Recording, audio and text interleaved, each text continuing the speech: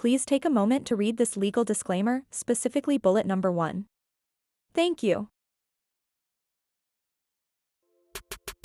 People keep talking about my behavior. These are the female voices who need to be silenced because my narrative must be controlled.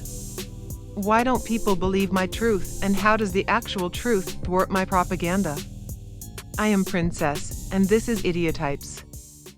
Let me introduce my first guest.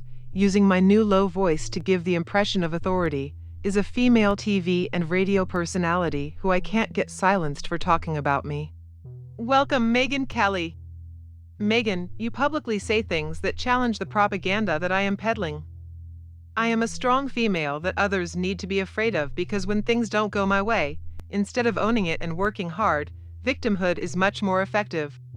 This women's movement I am leading is inspiring little girls all over the world to want to grow up to be just like me. Point about there's no joy to this movement. It's alienating and small and vindictive and mean. No one feels good at the end of this. This is not empowerment. Well, you are jealous because I am more famous than you and can afford to have my PR team push my false narrative in the media every day because I married someone with money. Now we're at this place where it's like, no, I have to control everybody else's behavior. I have to stop the behavior in the first instance, which is not realistic. We can't control everybody's behavior. Bad things are going to happen, difficult things. And when it happens, then I need to lean into my victimhood and look for other people to feel sorry for me in order to feel like I matter. Well, that's BS. Those people will abandon you just as soon as you take the wrong position. Well, what other option is there to getting ahead as a strong woman? I say the truth, which is I went through a lot, and then I just kept getting up and getting out of bed and doing my job again. But I am taking on a very important role in being the one to tell women that they matter and have worth. Women don't need to find a voice. They have a voice that I will silence if I don't like what they say. The world should be encouraged to listen to just me.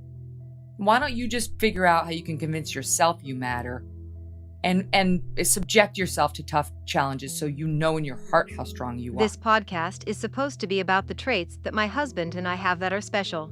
It is not supposed to be about you giving me advice, but the other way around. I am giving you the opportunity to listen to what I have to say and how to live. My fabricated truth relates to all the hot trending social issues of today, covering race, mental health, technology, finance, and gender equality for trans persons. Completely unaware. What do you mean? I thought the world wanted to hear my truth last year because I am such an inspiration and role model to women around the world. My fabricated truth was not intended to shock anyone, but instead designed to motivate other women to play the victim when things don't work out in life. Right? I wasn't planning on saying anything shocking, except for my husband's racist family almost drove me to suicidal thoughts while I was pregnant with my baby. That is not how I explained it. I am every woman, just like in the song by Shaka Khan, okay? And I thought meeting the Queen was going to be just like meeting a celebrity in Los Angeles, like meeting a Kris Jenner, right? Nobody believes that. Kris Jenner is the matriarch of the Kardashian dynasty. That woman has solidified her place in history.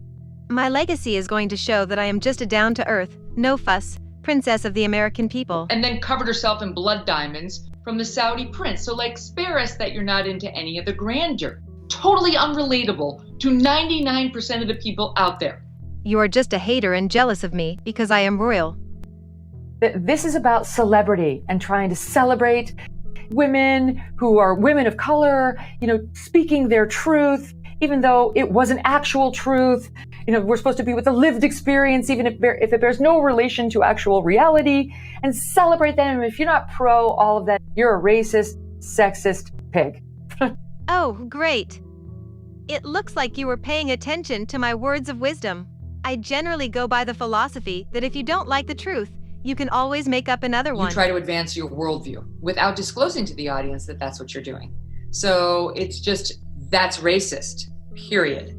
Without explaining what about it is racist. It isn't objective and it isn't truthful. It is truthful as long as I say it's truthful. I hope you understand that my Psycho Squad is a strong force keeping the public stupid.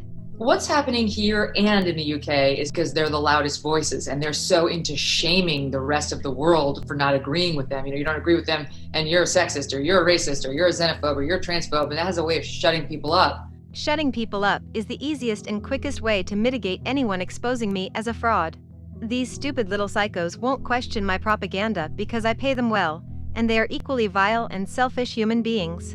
But then I saw like the attack on the First Amendment that we've been seeing in our country, and I was like, My husband is currently working on abolishing the First Amendment for every American, with the exception of me, of course. So when I run for political office, there will be no one to challenge my truth, because other people will be too scared or completely ignorant to think any different, because that is how we are grooming them. So vote for someone else. We are going to have to cut that last part out.